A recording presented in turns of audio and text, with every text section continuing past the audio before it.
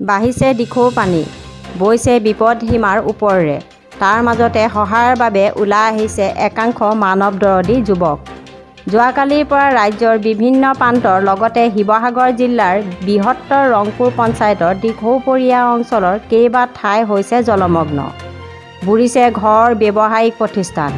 বিগত 24 ঘণ্টাত দিখৌৰ বাঢ়নী পানীৰ বাবে ৰাজপথত তম্বু কৰি থকা লোকৰ বাবে স্থানীয় যুৱকসকলে যোগাৰ কৰিছে এমুঠি অন্নৰ। এইসকল যুৱকে চৰকাৰী সাহায্যলৈ বাট নাচাই নিজে বিলাইছে বিভিন্ন ধৰণৰ খাদ্য সামগ্ৰী। ভিডিঅ' জাৰ্নেলিষ্ট মিনাজ আহমেদৰ সহযোগত চাহিল হাজৰিকাৰ ৰিপৰ্ট, বিতৰ্ক। আমাৰ নৱালী গাঁও, হাতীকৌ গাঁও, আমগুৰি গাঁও যিসকল যুৱকসকলে মিলি এইটো সহায় কৰিছে। আগতে আমি কৰিম আৰু নিশ্চয় কৰিম, কেলৈ নকৰিম ৰাইজৰ কাৰণে। আমি প্ৰায় 1000-1200 মানুহৰ আমি সহায় কৰিছোঁ। যদি সহায় কৰে আৰু আগলৈ আমি আগবাঢ়িম, 2000 ঘৰ হ'লেও আমি আশা কৰিছোঁ।